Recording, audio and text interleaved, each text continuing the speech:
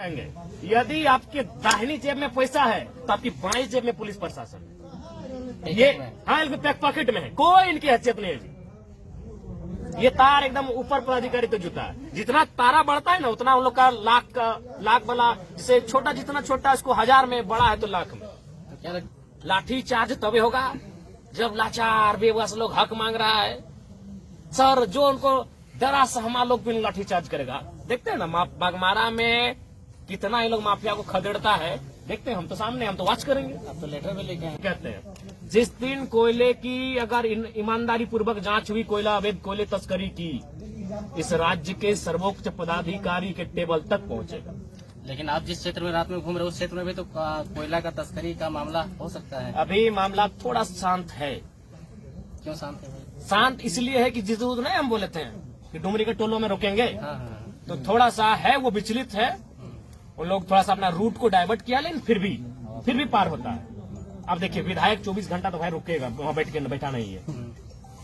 और अगर आम कार्यकर्ता, आम आदमी रोकेगा तो प्रशासन फिर डंडा लेके जाएगी। वहां रोकने के लिए विधायक को होना होगा। तो देखिए, हमें सच्चाई स्वीकार करने में मैंने कभी परहेज नहीं किया है। कुछ गाड़ियां अभी भी पार हो जाती है क्योंकि पूरा सिस्टम सेट है भैया। लेकिन हाँ, इतना खौफ है कि जिस दिन सुने हाँ कि बिहार की मंडी में भी चर्चा है कि एगो नया लड़का जीत के आया है और टोलवा उसी के इलाके में पड़ता है।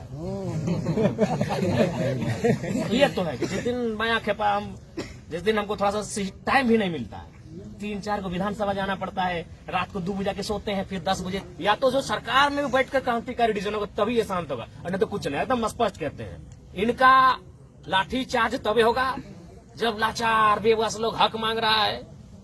सर जो उनको डरा सहमा लोग भी लाठी चार्ज करेगा। देखते हैं ना बागमारा में कितना ये लोग माफिया को खदेड़ता है, देखते हैं। हम तो सामने, हम तो वॉच करेंगे। अब तो लेटर भी लेके आए सीएम को। बिल्कुल, हमें खेद है। हम बोले हम कुछ विषयों पर जो गलत है उन पे हम बोलेंगे, लेकिन एक मानवता के नाते हमें भी पीड़ा है कि भाई एक संवैधानिक पद पे जो व्यक्ति है, एक माफिया कैसे मारेगा यार उसको?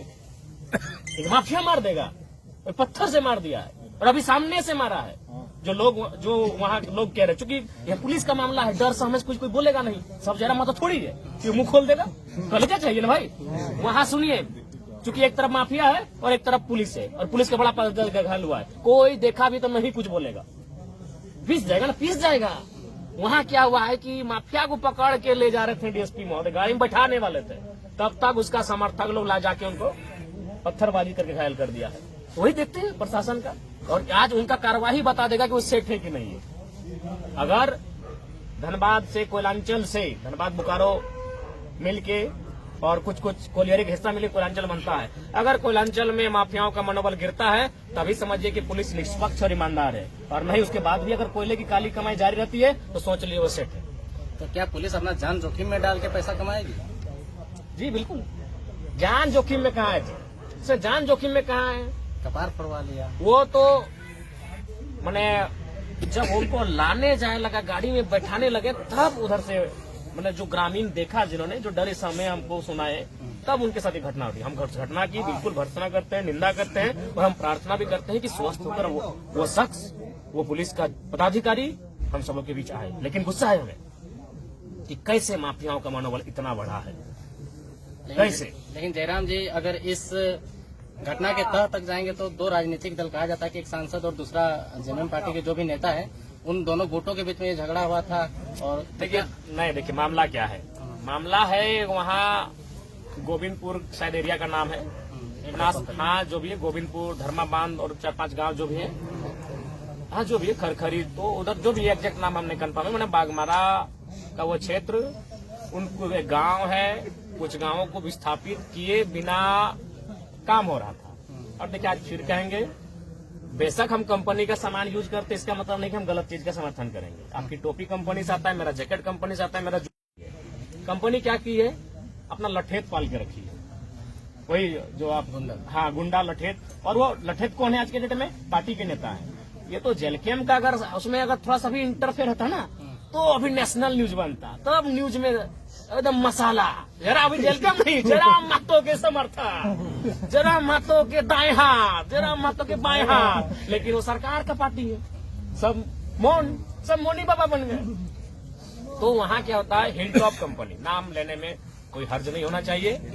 वो क्या करती है, गुंडा हायर की है, क्योंकि ऐसा उनको लगता है कि अगर रैयतों को हमको नौकरी देना पड़ेगा तो मान के चलिए 50 रुपया खर्च हो जाएगा, रैयतों को अगर मुआवजा देना होगा तो और 50 रुपया खर्च होगा, लेकिन उनको नौकरी और मुआवजा ना देकर हम कुछ गुंडा को 50 रुपया दे देते हैं, 50 रुपया मेरा बने।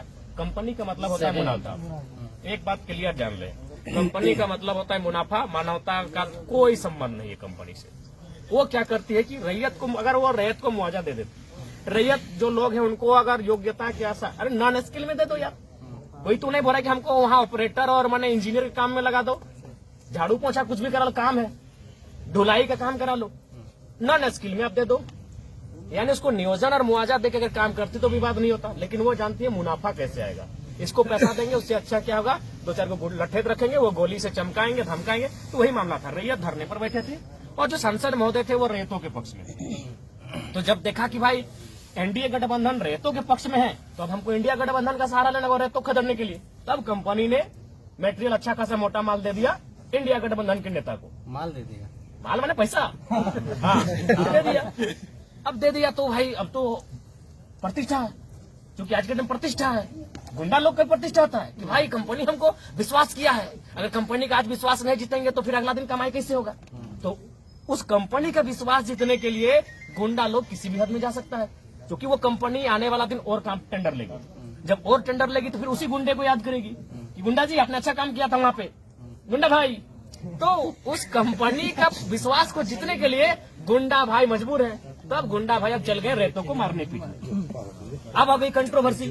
तो भाई प्रशासन का वहां कर्तव्य बनता है कि अब विधि व्यवस्था खराब होगी, एक तरफ रैयत है, एक तरफ कंपनी के लठेत यानी गुंडा भाई लोग।